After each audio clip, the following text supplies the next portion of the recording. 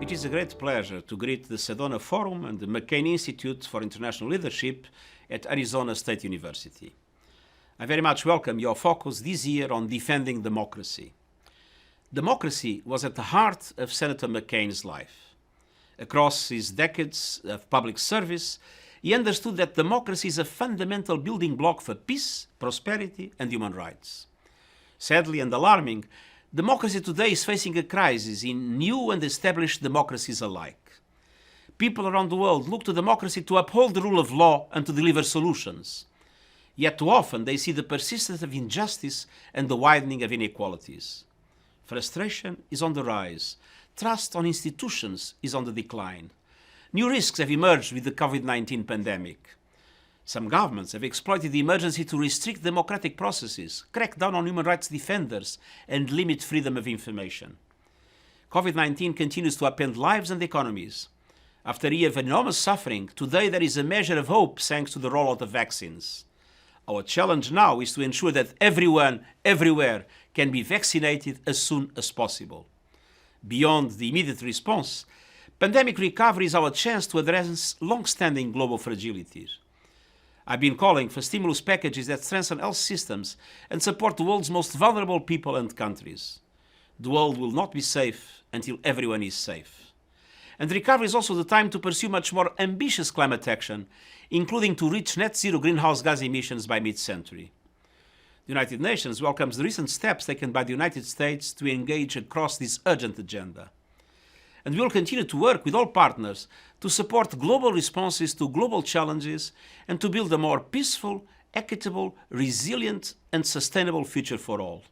And all this is fundamental to defending democracy at this crucial time. Thank you. Welcome to Arizona. It's good to have you here, at least virtually. You know, when my ancestors came to Arizona 150 years ago, it wasn't quite as hospitable. My great-great-grandfather, William Jordan Flake, had been sent to Arizona from Utah by Brigham Young to settle the state. He went back to Utah 6 months later and said, "There's not much worth settling down there." Now, Brigham Young said, "Sell all you have and go and look a little harder." And so he did. And he ended up buying the valley where Snowflake now rests. That's where I grew up, named for the Flake family and the Snow family. Gratefully, Arizona is a lot more hospitable now, especially since the advent of air conditioning. 7 million people will tell you that. That's how many people live here now. So welcome here virtually. We're going to have a great couple of days. Thanks. Hello, on behalf of the McCain Institute, I have the privilege of welcoming you to the Sedona Forum. The forum is named for the beautiful red rock country around the community of Sedona in north central Arizona. Of course, this year is a bit different from previous and future forums in that we will meet virtually rather than in person. And I must admit, I'll miss the unique ambiance of the complete Sedona experience. Snow in April, the obligatory tour up Rattlesnake Ridge led by indomitable tour guide John McCain, and the gracious hospitality of the McCains and Harpers on the scenic banks of Oak Creek. We'll miss that and more by not meeting in person. We'll also miss our old friend John, even his oft-told stories. I understand, however, that many of you have recorded a favorite recollection to be shared during this forum, and I look forward to those. For those who have attended previous forums, you know the experience will be edifying and enjoyable.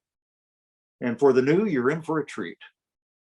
We will meet new leadership of the Institute, and we'll hear about the ways it is helping to develop new leaders. The discussions, especially around the critical theme of defending democracy, will be inspiring. You will make new friends literally from around the world.